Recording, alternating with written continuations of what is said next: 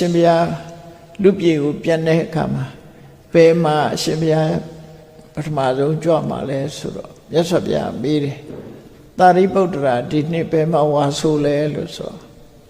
ရှင်သာရိပုတ္တရာကသင်္ကတ္တမြို့မှာဝါဆိုရတယ်ဆိုဒါဖြင့်သာရိပုတ္တရာရှိတဲ့နေရာငါလူပြေကိုဆင်းမယ်လို့သင်္ကတ္တဆိုတာဒီကနေ့အနေနဲ့အိန္ဒိယမြေပုံရပြောမယ်ဆိုလို့ရှိရင်နိယုဒေလီမြို့နာနီးလို့ဆိုတယ်အဲ့ဒီမှာရှင်သာရိပုတ္တရာဝါဆိုတော့မြတ်စွာဘုရားအဲ့ဒီကြွမယ်လို့ကြွတဲ့အခါမှာလည်းပဲတရားမင်းကြီးကအစီမံတစ်ခုလုပ်တယ်တာဝရိန္ဒနတ်ပြည်ကနေပြီးတော့လူပြည်ထီအောင်စောင်းတန်း၃သွယ်ဖန်ဆင်းလိုက်တယ်စောင်းတန်း၃သွယ်ကလေးရဘက်ကစောင်းတန်းကရွှေစောင်းတန်းလက်ဝဲဘက်ကငွေစောင်းတန်းအလဲကောင်ကဗရမ ्या စောင်းတန်းအဲ့တော့တာဝရိန္ဒနတ်ပြည်ကကြည့်လို့ရှိရင်ရွှေကလက်ရငွေကလက်ဝဲသင်္ကတ္တမြို့ကကြည့်လိုက်မယ်ဆိုရင်လက်ဝဲလက်ရပြောင်းသွားမယ်နော်သင်္ကတ္တမြို့ကအောက်ကနေကြည့်တဲ့အခါကျတော့ရွှေကလက်ဝဲဖြစ်ပြီးတော့ငွေကလက်ရဖြစ်သွားတယ်အပေါ်ကကြည့်လို့ရှိရင်လက်ဝဲလက်ရတစ်ခုအောက်ကနေကြည့်သို့တော်တရားမင်းကြီးကဖန်ဆင်းတာတော့လက်ရကရွှေလက်ဝဲကငွေအလဲကောင်ဗရမ ्या ဆောင်းတန်းဆိုပြီးတော့ဆောင်းတန်း၃သွယ်တရားမင်းကြီးကဖန်ဆင်းတယ်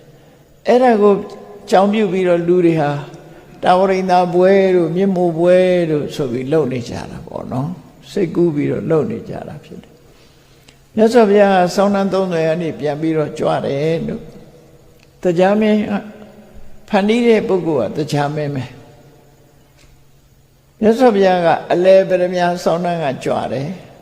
မြတ်စွာဘုရားရဲ့လက်ရဘက်မှာဘေလူကပန္ဓုဆိုတဲ့နတ်ဆောင်းကြီးကိုပိုက်ပြီးတော့ပိစတိခါကဆောင်းကလေးတီးပြီးတော့တချင်းတန်အေးနဲ့မြတ်စွာဘုရားကိုပူဇော်လိုက်လာတယ်နော်ပူဇော်ပြီးတော့လိုက်လာမြတ်စွာဘုရားရဲ့လက်ဝဲဘက်ကတော့တရားမင်းကြီးရဲ့ယထာမောင်းတဲ့မာတတိဆိုတဲ့နတ်သားကမြတ်စွာဘုရားကိုခြံရံပြီးတော့လိုက်ပါလာအဲ့ဒီမှာငွေဆောင်းတန်းကပြမပရိသတ်ကဆင်းတယ်ပြမကြီးကလည်းပဲမြတ်စွာဘုရားကိုတော့ထီယူအုပ်မိုးပြီးတော့မြတ်စွာဘုရားကိုခြံရံလိုက်ပါကြတယ်နတ်ဒီမာတတိတို့ကလည်းတာမီးရကြိုင်ပြီးမြတ်စွာဘုရားကိုပူဇော်ဝိုင်းနဲ့လိုက်လာကြတယ်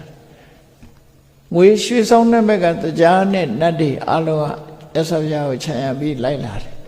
အဲ့လိုကြီးမားလာတဲ့ဆန်းပြလာတဲ့အခမ်းအနားနဲ့မြတ်စွာဘုရား